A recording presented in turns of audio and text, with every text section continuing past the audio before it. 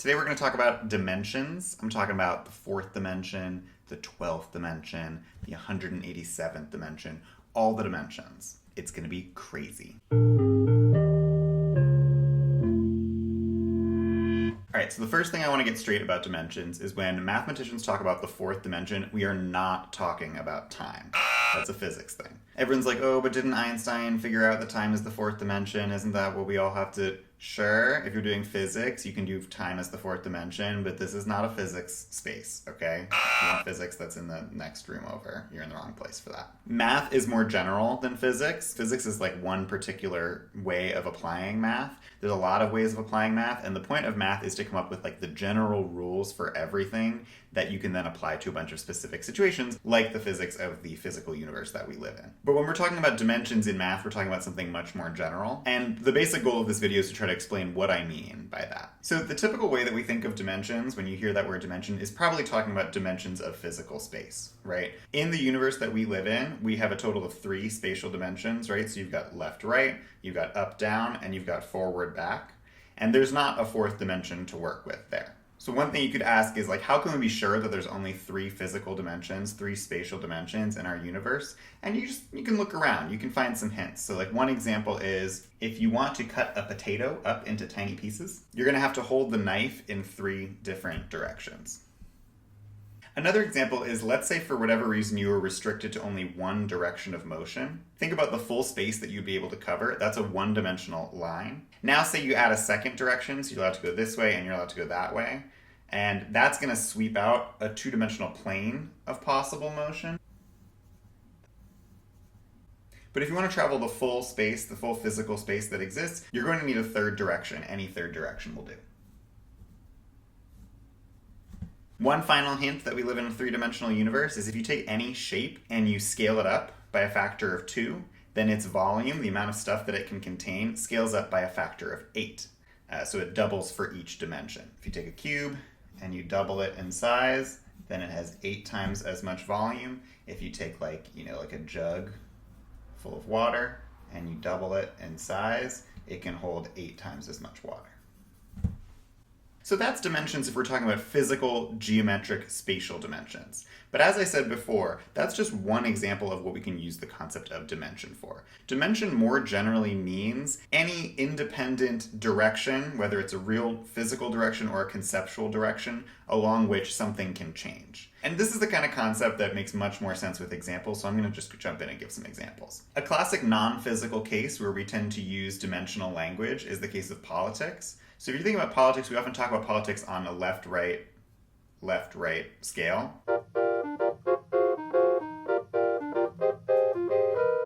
So of course this is a very oversimplified model of politics. In reality, people's political opinions differ on much more than one single direction like this. And so a lot of people have come up with a slightly different model than this, which is you have 2 dimensions of political difference. This is what they use in like those political compass memes, for example. This is also what a lot of academics use. So for example, there's a system called DW Nominate that's used to estimate politicians' political views and then predict their voting behavior on like congressional legislation.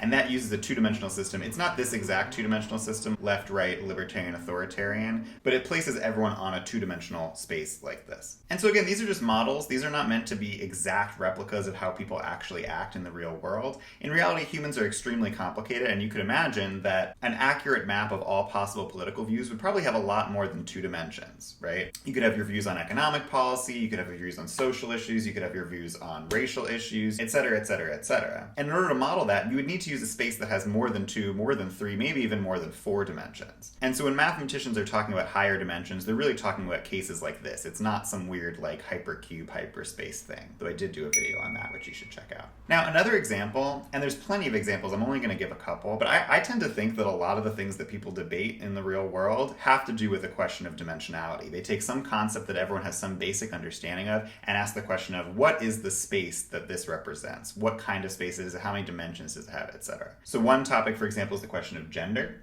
An old-fashioned model of gender would say that there's just 2 points. So that's like a 0-dimensional space. The argument can be made that gender is a spectrum, right? And that would make it a 1-dimensional space. And you could potentially argue, I would be interested to see what people would label as the axes here, but maybe gender is more than just a 1-dimensional space, and there's many forms of gender expression, gender identity, gender presentation that could take up more than 1 dimension like this.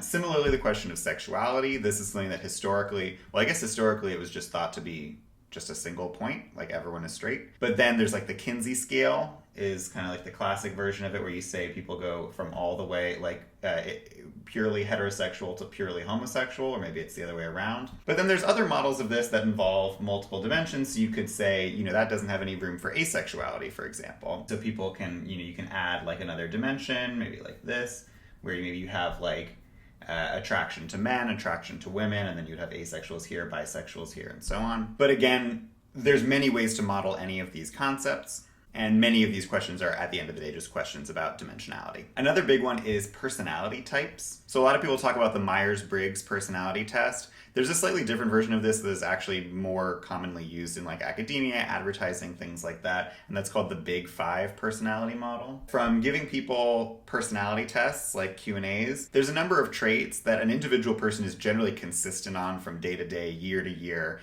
from test to test. It's also called the Ocean model because the 5 things start with O-C-E-A-N. Let's see if I remember what they are. O is openness to experience. C is conscientiousness, extroversion, agreeableness, and neuroticism.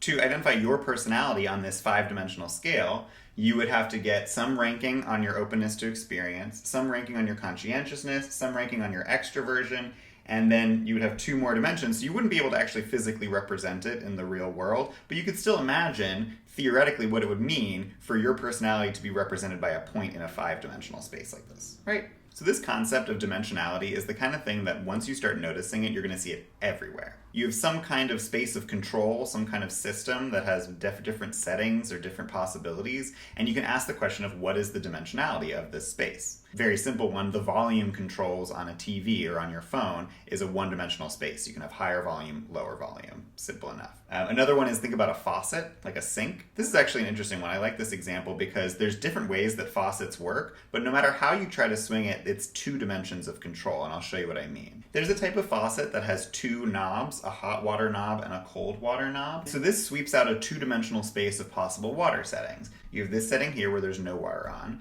You have this setting here where there's a ton of water and it's all really hot.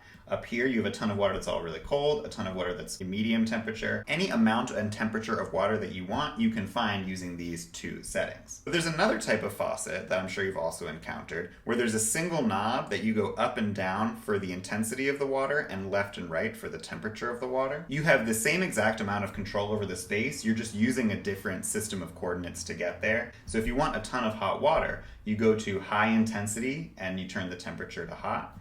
Or you can do a ton of cold water by doing high intensity and turn the temperature to cold.